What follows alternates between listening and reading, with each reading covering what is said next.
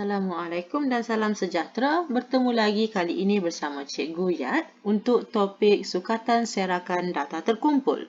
Standard pembelajaran kali ini membanding dan mentafsir serakan dua atau lebih set data terkumpul berdasarkan histogram dan poligon kekerapan dan seterusnya membuat kesimpulan. Di video yang sebelum ini, cikgu dah tunjukkan kepada kamu cara untuk melukis histogram dan poligon kekerapan. Kali ini kita nak mentafsir pula. Okey? Apabila kita nak menghuraikan suatu data terkumpul, adalah penting untuk kita kenal bentuk taburan. Okey, bentuk taburan kita boleh kenal pasti daripada histogram ataupun poligon kekerapan yang dilukis. Kita lihat contoh di bawah ini. Kita ada histogram simetri. Histogram simetri yang telah siap dilukiskan. Ada pelbagai bentuk ya. Nampak garisan yang putus-putus ni. Okey. Untuk pertama, ini kita panggil bentuk loceng. Bentuk loceng. Okey. Bentuk loceng ya. Untuk pelajar DLP, bentuk loceng kita juga panggil sebagai bell shape. Okey. Ini ada okey. Manakala yang seterusnya ni, sebelah ni, kita boleh nampak dia seragam di mana maksudnya ketinggian dia lebih kurang sama je. Turun naik lebih kurang sama je. Yang ini seragam ataupun juga uniform. Oops, bell shape cikgu typo lah.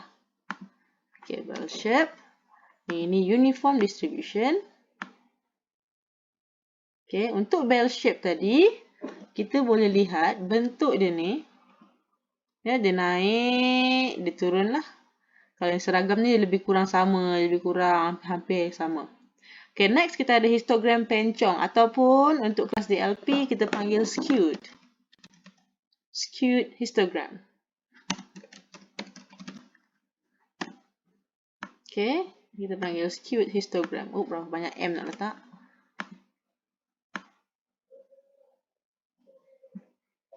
Okay. So, yang pertama kita ada pencong ke kanan ataupun right skewed. Okay, right skewed. R-I-G-H-T. Kita boleh lihat bermula dia di bawah. Okay, dia mula dari bawah, dia naik, dia menurun. Di kanan dia ni rendah. Okay. Next kita ada pencong ke kiri ataupun left skewed.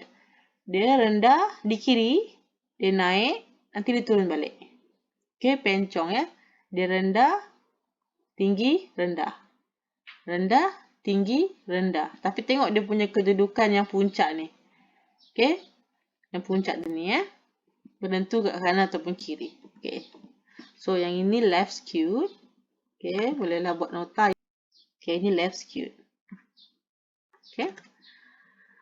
Okay, next. Ada lagi bentuk-bentuk taburan lain yang kamu pelajari. Oops, lari pula dia. Okay. Yang pertama adalah U-shape. Yang bentuk lain adalah yang pertama ni, U-shape. Nampak dia macam U. Okay. Next, kita ada bentuk J. J-shape. Dia naik, dia rendah dan dia menaik. Macam ni. Tapi kita panggil J. Lebih kurang nampak macam J. Okay. Yang ini kita panggil inverse J. Dia terbalik, dia songsang. Dia turun lah. Sebab cerita dia menurun. Okay. Ni J songsang. Next, B-mod. Rendah, tinggi, rendah. Okay, tolong jangan confuse. Tolong jangan confuse yang pencong, yang skewed graph dengan yang bentuk J ni ya. Okay, cikgu tunjukkan lagi sekali. Kalau yang skewed, yang pencong ni, dia rendah, ya, tengok ya, dia rendah, tinggi, rendah. Rendah, tinggi, rendah. Okay, itu untuk pencong. Ya, skewed graph. Kalau yang J ni tak, dia macam jenis dia senang je. Dia, kalau J ni dia terus naik, increasing. J songsang ni yang menurun. Okay, jangan confuse. Dia tak ada, yang ni tak ada, dia tak ada rendah, naik, rendah, tak ada. Okay, itu pencong. So, ini antara bentuk-bentuknya. Next, kita tengok contohnya.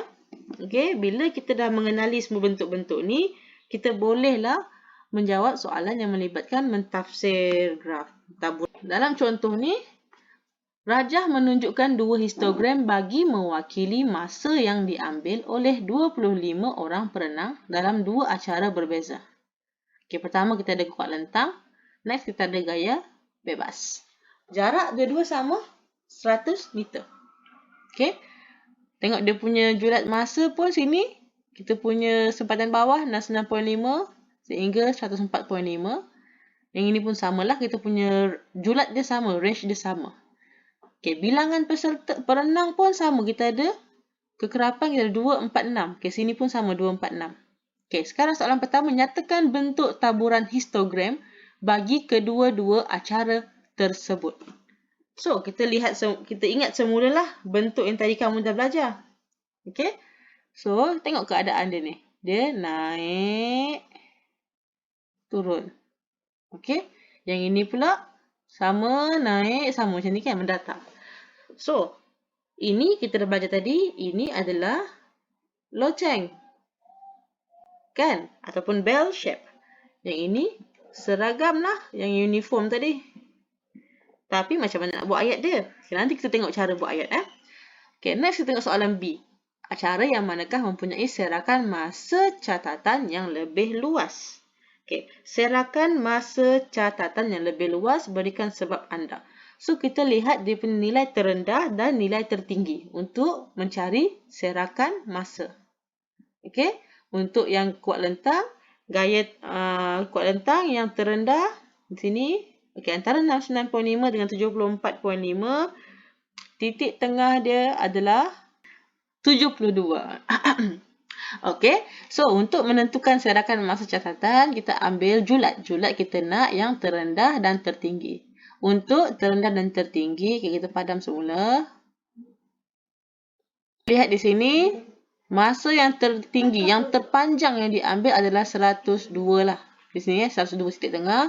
Di sini 72. Okey. Manakala yang di sini pula kita ada 72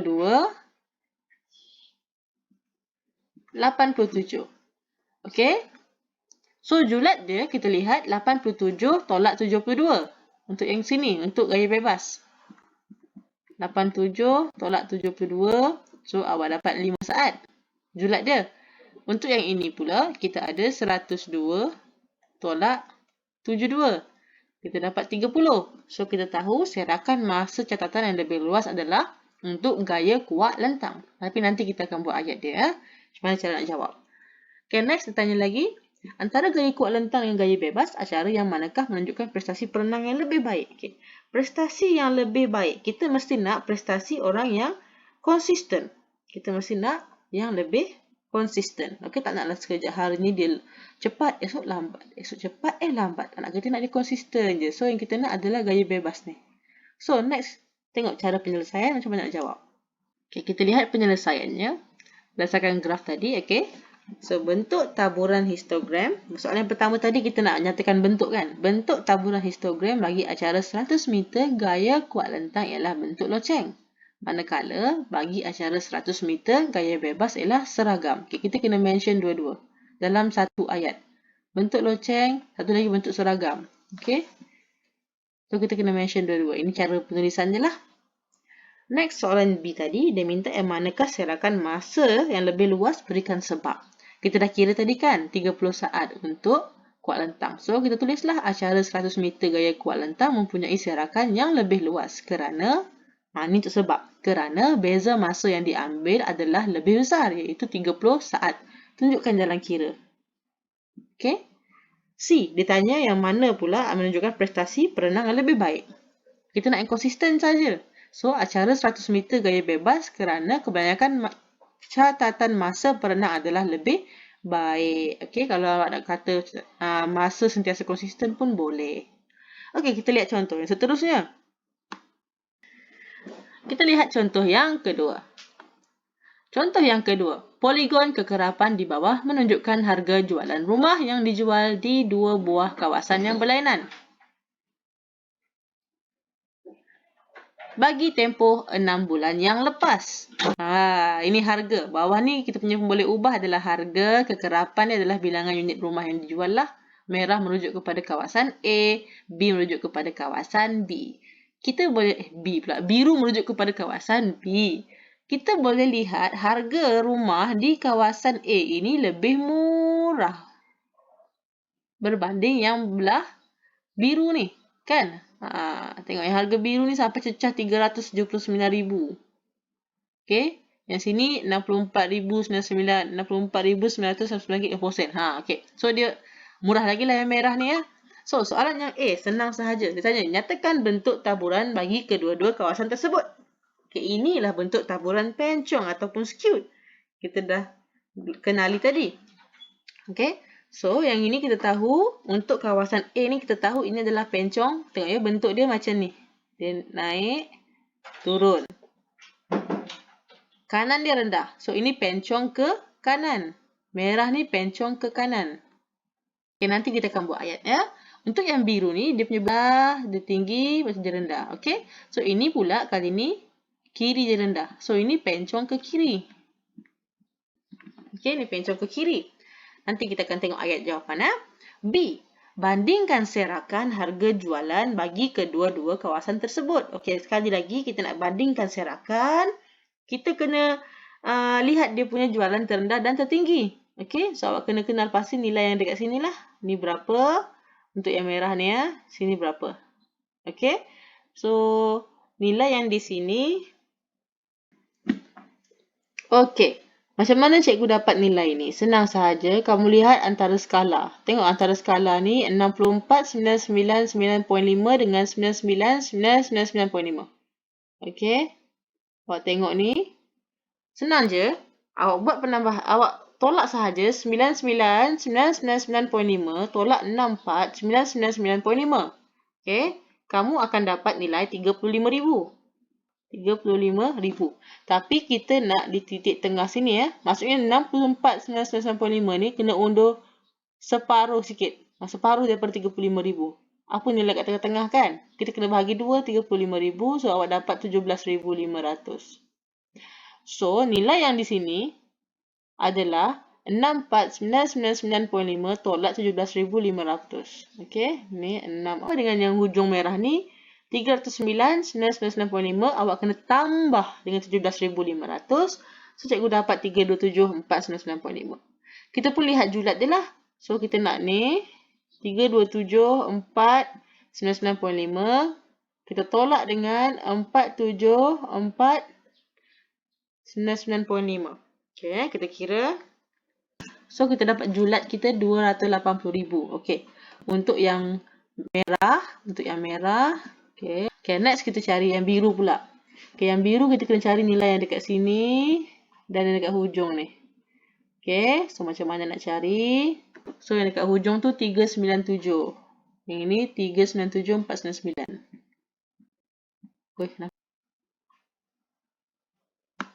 Next, kita nak cari yang nilai yang sini pula. So, boleh dua cara. 134 ni, tolak 17,500. Ataupun 99,000 ni, tambah 17,500. Mana-mana pun sama je jawapan. Okay, 117,499.5. So, kita nak cari julat. So, kita kena tolak. Kita kena tolak untuk dapatkan julat serakan dia. Kita kira lagi kalkulator kita. So, kita dapat 280,500. Okey. Untuk yang biru, 280,500. Hampir sama. Lebih kurang. Sikit je beza 500 je. Okey. So, kalau ikutkan, dia lebih kurang sama. Ataupun kita boleh kata yang kawasan B tu serakan dia lebih luas lah. Tapi kalau kita nak bandingkan ratus dengan ribu, ratus tu kecil lah. So, kita boleh kata dia hampir sama. Okey. Dia hampir sama. Kita tengok. Next, ditanya pula. Pada pendapat anda, kawasan yang manakah mungkin mewakili kawasan bandar dan luar bandar? So kita tahu tadi cikgu dah sebut awal-awal tadi, yang ini murah. Yang ini mahal sikit. So obviously yang kawasan B ni mesti bandar. A tu mesti luar bandar. So kita lihat cara penulisan jawapan. Bentuk taburan bagi harga jualan rumah di kawasan A ialah pencong ke kanan. Manakala bagi kawasan B ialah pencong ke kiri. Okey, senang. Serakan harga jualan rumah di kawasan A dan di kawasan B adalah hampir sama. Hampir sama. Tak sama tapi hampir sama. Walaupun mempunyai bentuk taburan yang berbeza. Okey. C. Kawasan A mewakili kawasan luar bandar kerana kebanyakan harga rumahnya adalah rendah, manakala kawasan B mewakili kawasan bandar kerana kebanyakan harga rumahnya adalah tinggi. So, itulah kegunaan bentuk taburan. Okey, so kita boleh buat analisis. Bentuk taburan, syarakan dia berbeza. Bentuk taburan dia berbeza. Tapi syarakan dia lebih kurang sama. So, kita boleh buat analisis kat situ. Perbandingan, kita boleh tahu yang mana bandar, yang mana luar bandar. Okey? So, itu pentingnya belajar mengenai bentuk taburan. So, cikgu harap video kali ini bermanfaat. Okey? So, kita akan jumpa dalam video yang seterusnya untuk melukis ogive. Thank you for watching. Jangan lupa like dan subscribe. Bye. Assalamualaikum.